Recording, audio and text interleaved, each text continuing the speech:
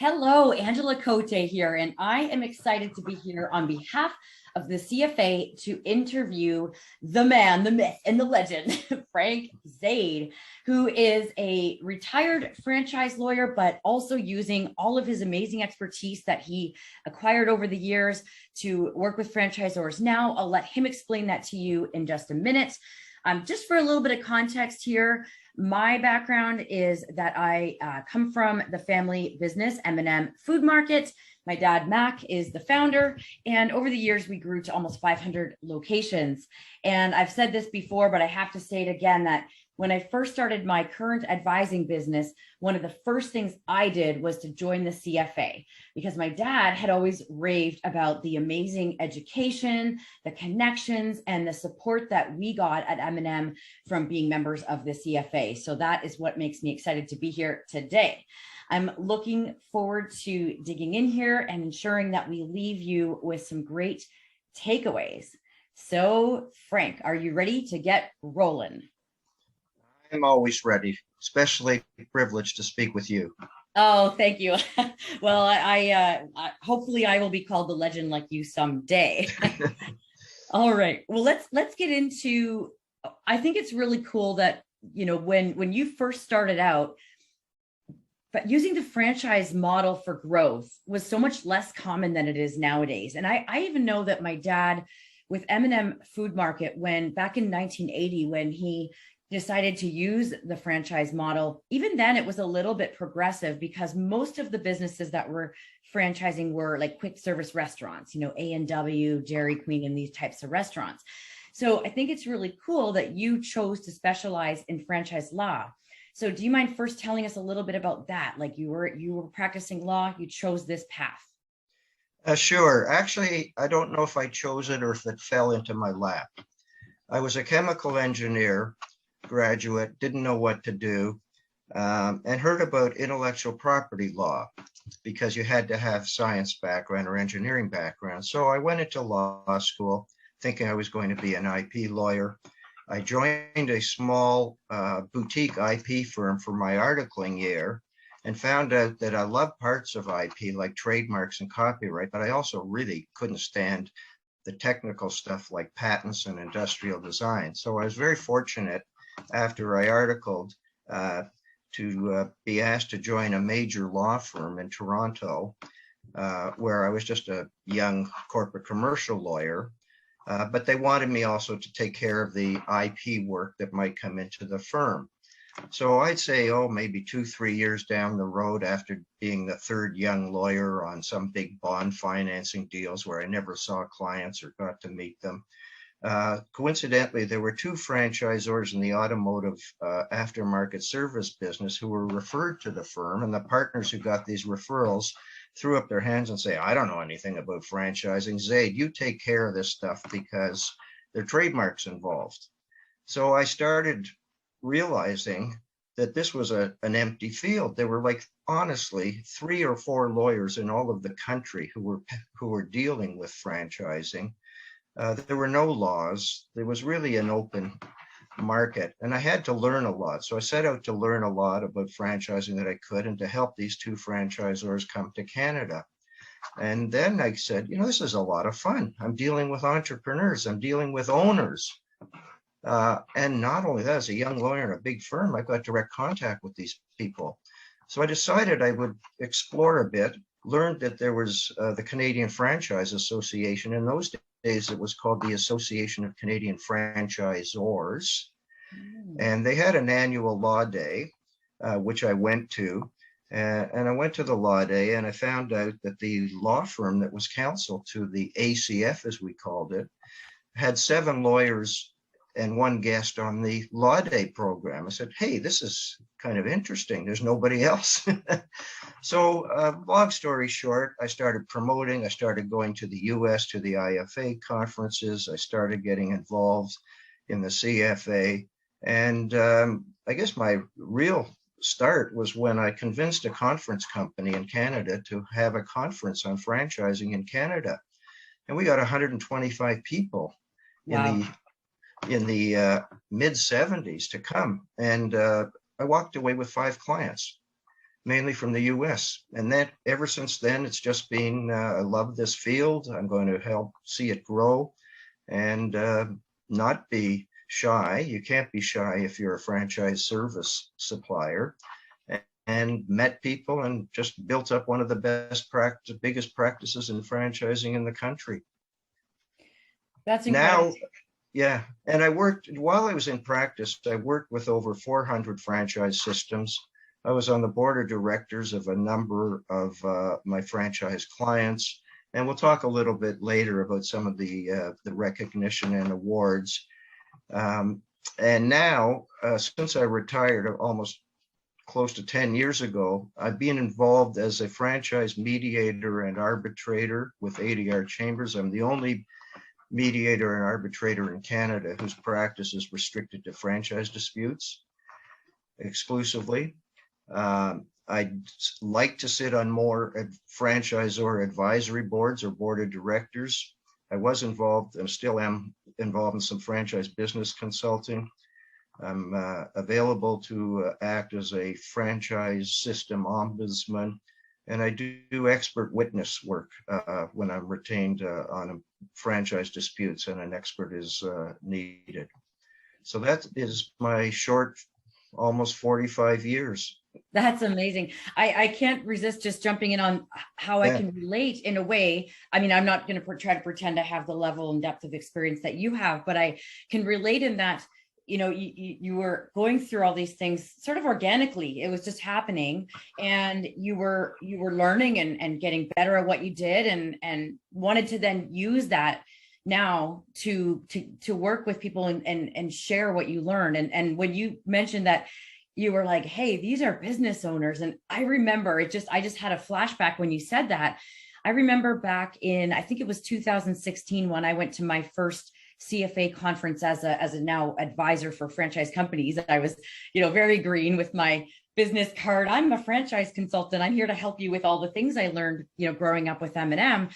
I remember being in that room at the CFA National Convention, and there were all these, entrepreneurs, these franchisors who were providing opportunity to other people to be small business owner entrepreneurs, all people with a can-do attitude. And I just thought this is really a neat industry to be in, that can-do attitude and these entrepreneurs. So I think that's really cool that it sounds like you maybe went through that a little bit yourself early on. Well, I've got to tell you, there's no industry that I've ever been involved with where people are so generous with their time and their assistance. It really is an amazing industry. And I learned an awful lot from some of the few franchise lawyers that were practicing. They didn't mind that I was the up and coming competition, and always have learned, certainly all my involvement with franchisors and being on advisory boards and mediating and arbitrating. I continue to learn. There's no end to the amount of learning you can get. And my mission really these days, apart from the business I'm doing, is to give back to the community. I've had a wonderful career in law. I've had a great part-time career in the other things I'm doing. I've got friends all over the world that I've met in franchising, and I want to see the industry continue and give back to some of the younger people if I can. That's fantastic. And yeah, I agree that, when I, again, back to that first conference and then multiple conferences after, both the CFA and others in the US, I kept seeing this as well, this collaboration that people wanted to help each other. And you'd see competitors, franchisors even helping each other and learning from each other. It's really interesting. Well, we're all interested in ethical franchising, and that's what the CFA is all about. And I've seen plenty of unethical franchising, and I want to root that out. And I want people to go into franchising with the right attitude and the right spirit. Absolutely. Yeah. Whether franchisor or franchisee, I agree with you that, the franchisor has to do it for the right reasons and have the right DNA and the right ethics about it. And then as a franchisee, you want to go in with clarity on, what you're trying to do and understand, and this is the thing that about franchising that you and I both know very well, is that it really comes down to relationships.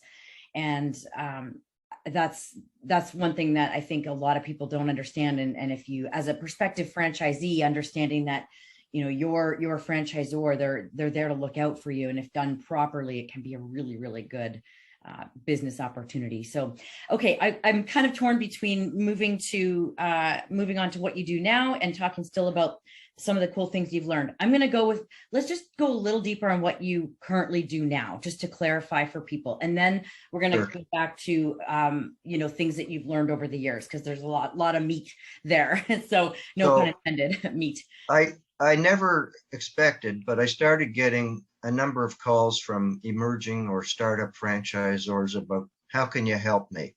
So I was involved, and I still am to a lesser degree involved in franchise business consulting.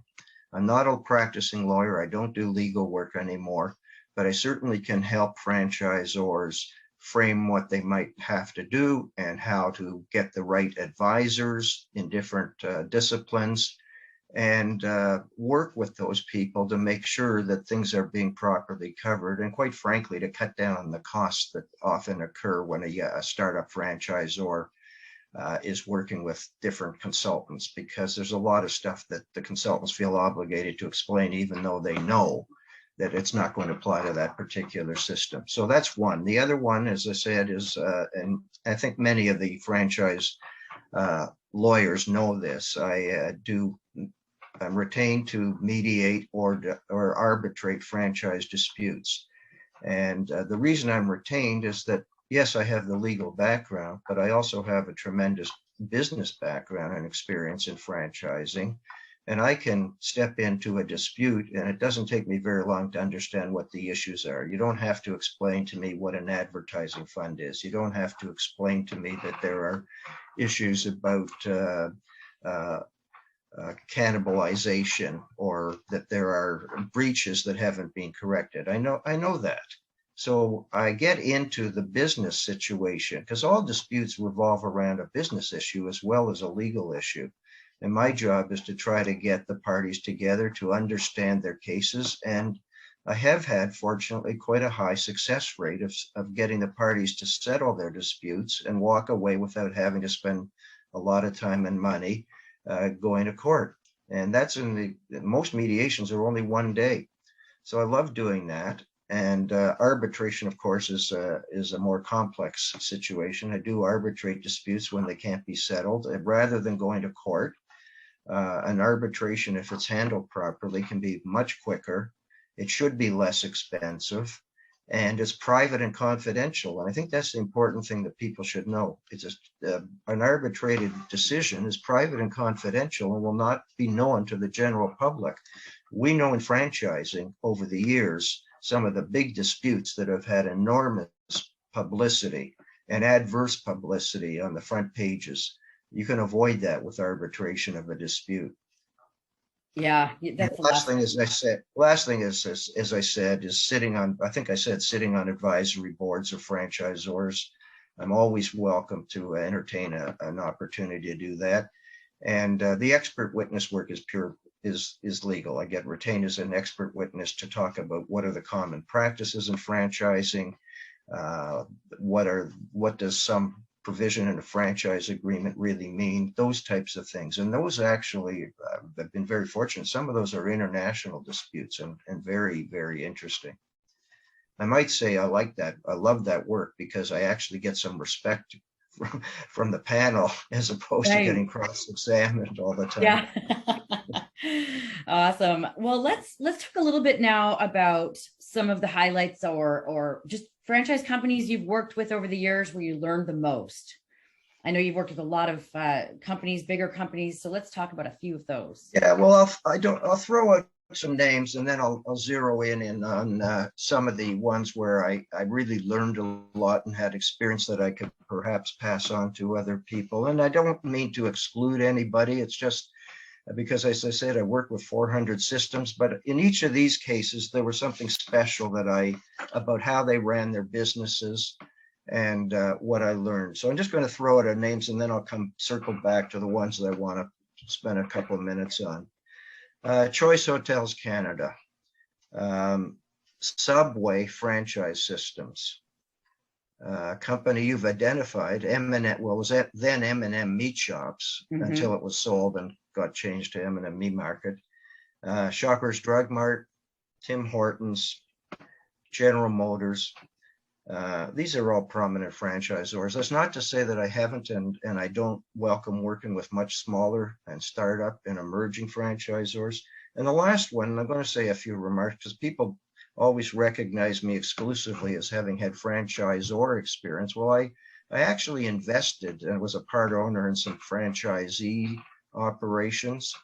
And I did some work for large franchisee associations. Oh. And the one that I want to make a few remarks about is the Canadian Midas Dealers Association. Actually, you could most of these companies that I've mentioned have been involved, other than Choice Hotels, have been involved in major franchise litigation. And maybe that's where I learned a lot. So let me just go back to Choice Hotels Canada.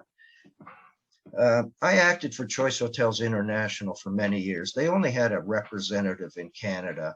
Well, for people who don't know Choice, it's the largest hotel chain in Canada by number of locations. Comfort Inn, Quality, Ascend, Sleep Inn. Those are a few of the names. It's a mid-market chain. So I was doing some work helping them from the United States when they had their representative in Canada locate a lead for a franchise. There wasn't much going on. Then probably 26 years ago, Journey's End, which was another hotel chain that was sort of for the traveler, the overnight traveler, salesperson, or small family.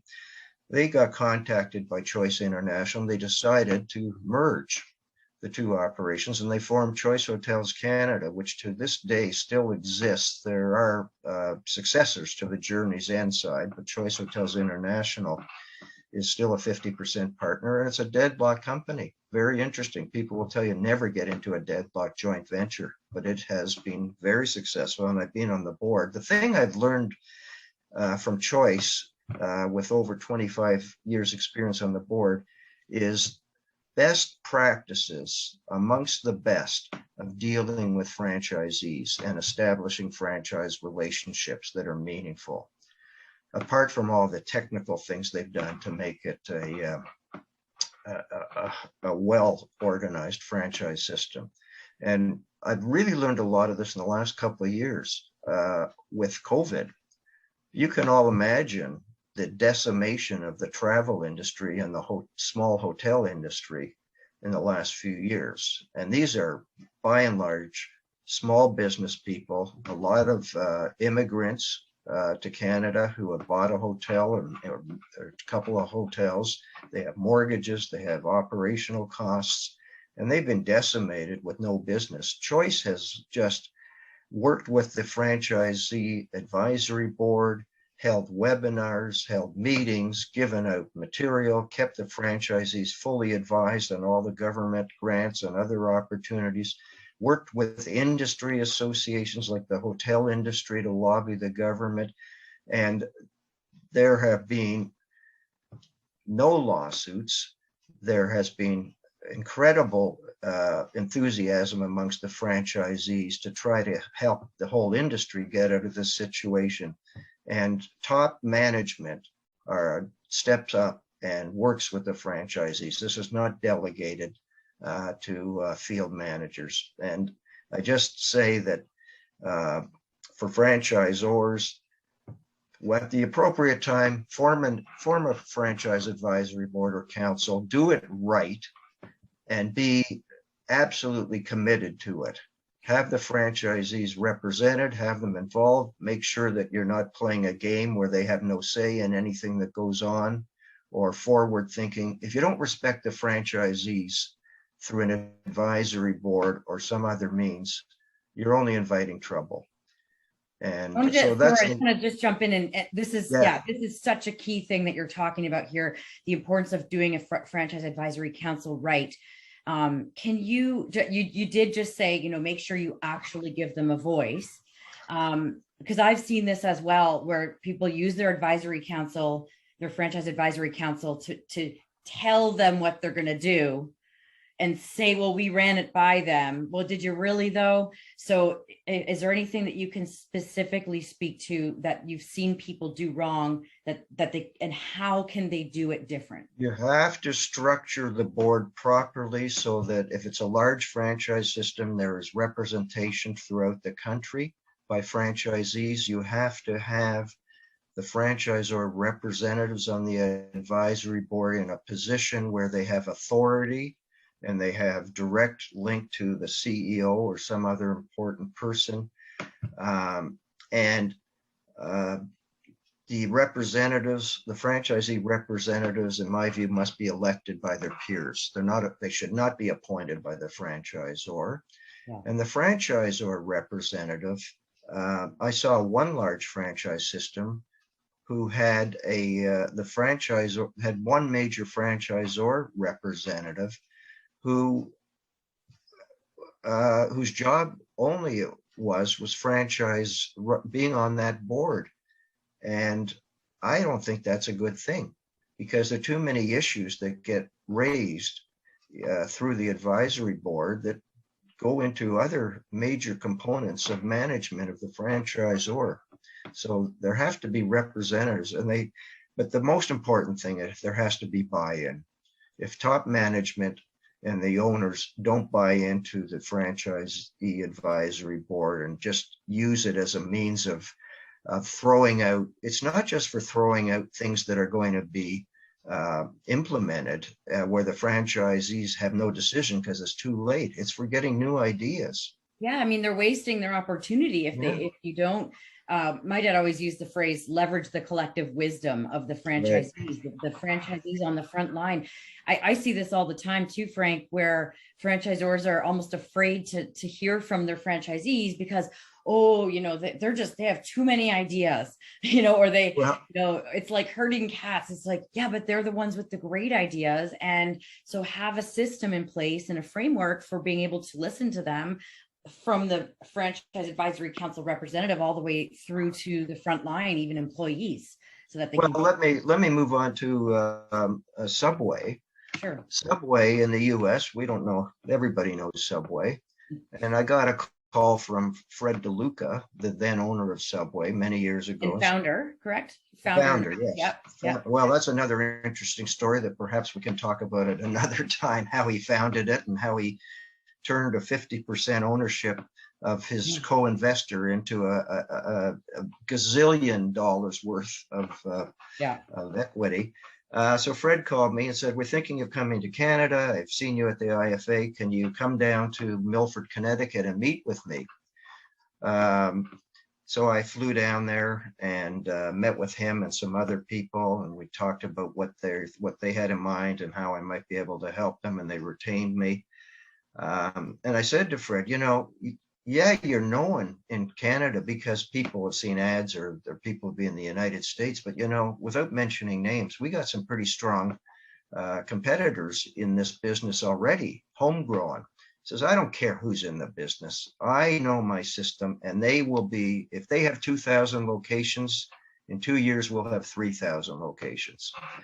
And the organization of that company is something that was phenomenal, how different people that were working in different areas and fully involved in learning and growing. And the thing that I found incredibly fascinating about Subway is how they took a fairly conventional idea of having a bricks and mortar fast service takeout with a limited seating, I would call it a restaurant if you like, how they took that and turned it into hundreds, if not thousands, of different types of locations, train stations, hotels, hospitals, airports, schools, universities. And these were all incredibly great ways to grow the franchise. So my lesson there is, don't be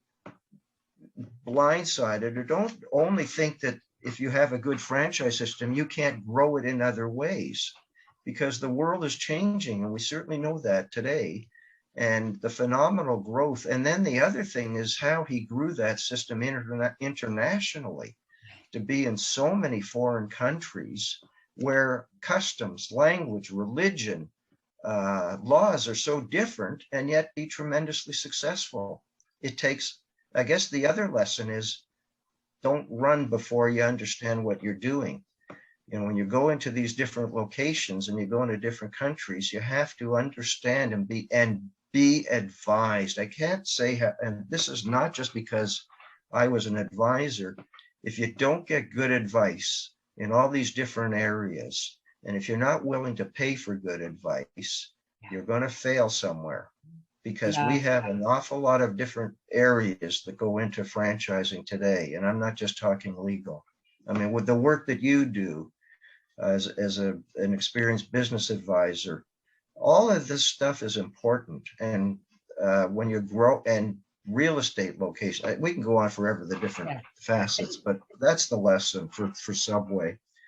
There were a few lessons in there, and the idea of getting advising that can fast track you or avoid expensive, you said it early on, and it rang true for me, because I say the same thing. Like, you know, if you talked about, you know, hiring somebody to help you so that you actually save time, energy, and money, because you avoid those expensive mistakes that you could have made. It's protecting you on the front end. But that's a really cool story about Subway. And, you know, I think there's something like 25 or more thousand units all over the world now. So they must be doing something right. Can't keep track. Now, the other thing they do, which a lot of people criticize, and they've had adverse publicity, but you can take this or leave this, is they do not allow defaulting franchisees to continue. If somebody is defaulting or not paying, and most importantly, going off menu or sourcing food products from other sources, they're going to enforce that agreement. And too many franchisors have sympathy. And I'm not saying this is a bad thing, but you're in business. If you are going to feel sorry for your franchisees who are not going to be honest with you, you're only inviting further problems, because other franchises are going to say, why should I comply if you're allowing A, B, or C not to? It's still a business. Yeah.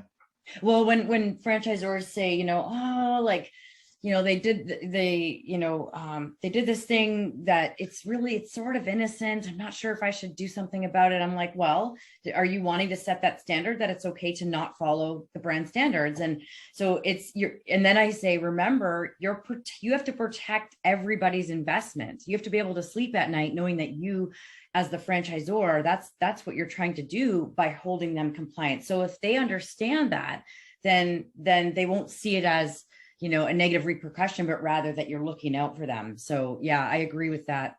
You know, let me take that point to talk about your father's company, M&M Meat Shops.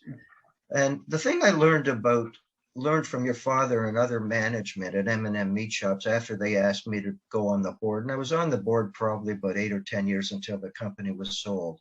Now, this is a privately owned company, very local in Kitchener-Waterloo, where it started. And almost all the management was local. And of course, many locations and across the country. But the tremendous enthusiasm that your father and management had for the concept and for the franchisees and the support they gave to the franchisees was a great learning experience. But in terms of sticking to the model and the concept, now this may be a bit outdated today, but if it's outdated, there's another aspect that would apply. The main method of promoting and advertising was flyers. Yeah. Flyers dropped off at locations, and doing the research on the particular areas and the socioeconomic population and the benefit of flyers and promoting the stores and sales and specials and whatnot. Was there were some franchisees who didn't like flyers, and they said, this is a waste of money. You know, people get them on their doorstep and they throw them in the garbage. I don't want to contribute to the flyers. Well, who's the expert here? And the company, did its research, tracked the business that came from flyers versus the cost, and would not tolerate stepping away. This is an advertising program. And we see too much of this today, where there's an advertising program that the franchisors have developed, and franchisees don't want to comply, particularly social media. And franchisees that step out of line with advertising are doing the brand a great deal of disservice and damage. And so I guess the lesson is, stick to what you believe is right, but you can listen to the franchisees too on the advisory board about how they feel about advertising, but they don't make the advertising decisions. That's where the buck stops. Well, and the other thing too that I just want to get in here, because we're going to run out of time, because you and I can talk for hours. I love the way that M&M Meat Shop stressed the importance of franchisees being involved in their local communities. The charity barbecue days, working with the local store owners. That's so important, because if you're not known in your community, why are you trying to get business from the local community? If you're not giving back to the local community, to their charities or to their hospitals or whatever you can afford, you're missing a great opportunity to get new business. Oh, I love that you brought that up, Frank. I talk about this all the time to this day. You've probably heard me talk about how I had to dress up as Kelly Kebab as a kid at grand opening. But as a franchisee, I had my own stores for 18 years in Victoria on Vancouver Island.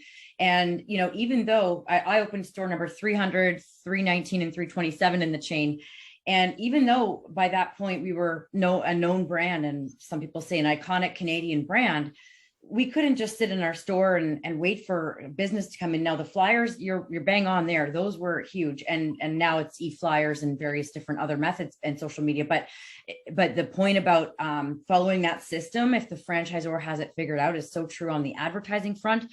But then combining that with community marketing, I've created a podcast where I talk about, like one of my episodes is about who is responsible for marketing, the franchisee or the franchisor. Well, it's both, because why would you, I often say to people when they're thinking of franchising their business, I'm like, do you need local owners? Because if you don't need local owners to run it, you might as well just get managers and keep it as a corporate company. But if there's value in having local people with boots on the ground that can go out and like you say, it's giving back, but it's also exposure for the business. So, one of the experiences I had with M&M, which is also another lesson, not to denigrate the M&M and the success it had, but when I got a phone call, M&M was in business. They already had 25 or 30 locations. And I got a phone call from someone on the management team saying, we know you do franchise law. We think we have a problem. And I said, what's that? And they said, well, we've been using a very reputable law firm, but our franchise agreement is silent on advertising. There was nothing in the agreement about advertising and an advertising fund. And that goes to my lesson about make sure you retain people who know what they're doing and have experience. Mm-hmm. So I work with your father and management team to find a way to be able to get the franchisees to buy into an advertising program and contributing to it when they weren't obligated to do that. Yeah. And we went, we had to support them and had to experiment. And eventually, when we could show that it was worthwhile, they agreed to an amendment to their franchise agreement. That's fantastic. Yeah, I think it's really important to show results. That usually helps franchisees with the buy-in, right? Yeah, we have so many things we want to talk about here. We've got about 10 minutes left. God. If it's okay with you, what I'm going to do is move us into, can you share what are a couple of the major changes you've seen in franchising over the years? Just one or two of those, and then I've got a couple other questions. Sure. Well, the major changes in franchising, and I'm just going to sort of bullet point topics, they'll be self-evident when I say the diversity of franchisors and franchisees in culture, in ownership, the diversity of new product and service categories, the growth of franchise service suppliers, the specialization of so many people in the service areas that have committed to understand franchising, the industry support from the CFA, the lobbying efforts of industry associations like the CFA and the IFA, the whole community of franchising internationally, the International Franchise Association, the Canadian Franchise Association, the legal organizations like the American Bar Association and the Ontario Bar Association. Big, big, big top of the list, technology. Yeah. Technology, like the world and other businesses, technology is such an important part of franchising today in so many ways. Social media. And I guess the other one, because of my experience, I unfortunately have to say, is franchise disputes and franchise lawsuits, which is another topic with proper understanding of franchise relations, early dispute resolution, and other means can really be cut down. But unfortunately, for a whole bunch of reasons, the other, of course, is the very, very high amount of legislation involving franchising today. So there are a lot of franchise disputes which get publicized and couldn't be resolved with a good business approach to them.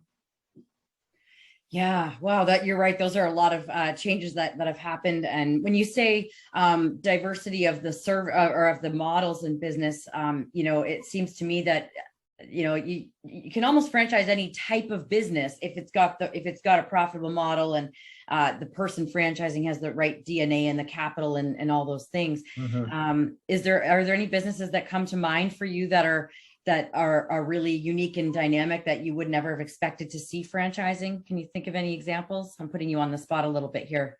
Well, you know what one of the biggest industries today in franchising is in terms of volume of business and profitability?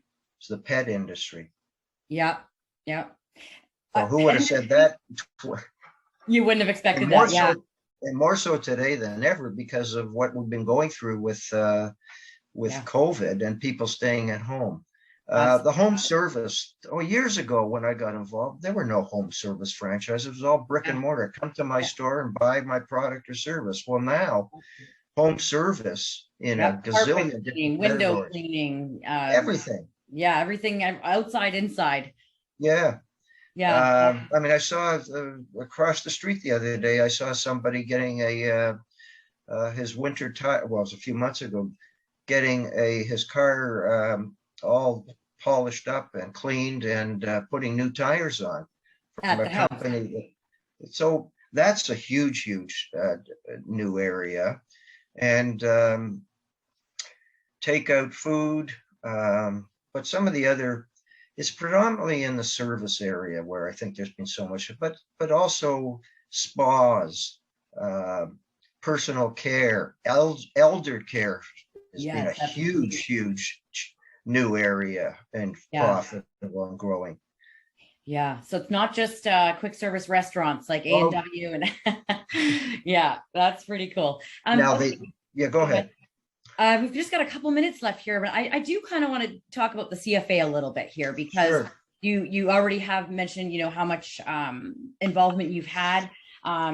Actually, well, let's hear about one of the awards that you've received from the CFA that you're most proud of and why. And I'm bringing this up because I want people to know that the CFA recognizes, excellence in franchising. And I think that's really important because it gives that level of credibility for when people are, exploring who to trust and who to work with in franchising. So I'm probably the oldest or most longstanding member of the CFA in a combination from my former firm and my own business. And I've been involved in many capacities as general counsel, special counsel, chair of committees. I'm still on committees. This is all part of giving back. But I was very honored in 2009 to receive the Lifetime Achievement Award. And I'm going to show it to you. Yeah, for people that are seeing this, oh, there we go. I believe my dad received that award one Well, year. I'm going to get to that. So Oh, okay, okay. this award is presented to an individual who has achieved excellence throughout their career in franchising. So I just figured out my new goal, by the way. I was the first recipient. There was a posthumous award before, but I was the first living recipient to receive this, and it was a total surprise to me. But as more of these awards, there's only one award, a Lifetime Achievement Award a year, if they award it. And I'm very pleased to be in the company of people like George Cohan of McDonald's Restaurants, Mike Voisin, M&M Eat Shops. These are all founders. Cora Sufildu, Cora's Breakfast, Jim Treliving of Boston Pizza. This is not an award that I can ever take lightly. And every time I think about it, I say, this is really probably the ultimate recognition. This is pure recognition from the industry that I just can't thank the industry so more than I always have meant in mentioning it. That's fantastic. Congratulations. I know that was back in 2009, but that is a really exciting recognition. And I can see why you don't take it lightly. I'm sure that if you're ever having a bad day, just go pull that out and remember your awesomeness and your superpowers. What do you see as one or two of the biggest accomplishments by the CFA that, why does the CFA matter so much? The CFA matters because this is an unregulated industry. It's regulated by law, but it's not regulated as an industry per se. And you have so many laws that, especially now with 6 provinces having franchise statutes, franchising historically had a very bad name. And that's probably in Canada had a bad name because the first province to have a franchise law was Alberta in the early 80s, when a bunch of California franchisors came up and shafted innocent franchisees out west. So how does the community protect itself? It can only protect itself through collective action. And that's what the CFA is, and it's national. So you have advocacy, you have the question was, what is the CFA doing for everybody? Yeah, so the education and programs are fabulous. Membership growth has been terrific. It's a national organization. It has a code of ethics that only allows ethical franchisors to be in the association. It has leadership, which is incredible. I just mentioned some of the former leaders. But the key thing is to encourage, is to have roots on the ground, to have the boots on the ground, knowing who the federal, provincial, local, and municipal politicians are that have an interest in this, because their interest from a voting perspective is franchisees, not the franchisor. They get a lot more votes from a system that has 2,000 franchisees than a franchise owner.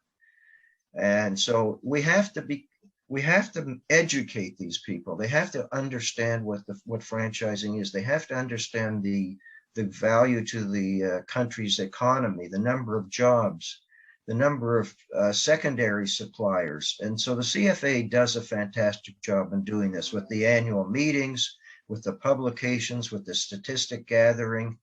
And there's nobody else. There are some other trade associations that, when necessary, the CFA can partner with. Like I know from my involvement with Choice Hotels, the Canadian Hotel Association has stressed the ownership, the franchise ownership of hotels when they're meeting with government officials to get relief.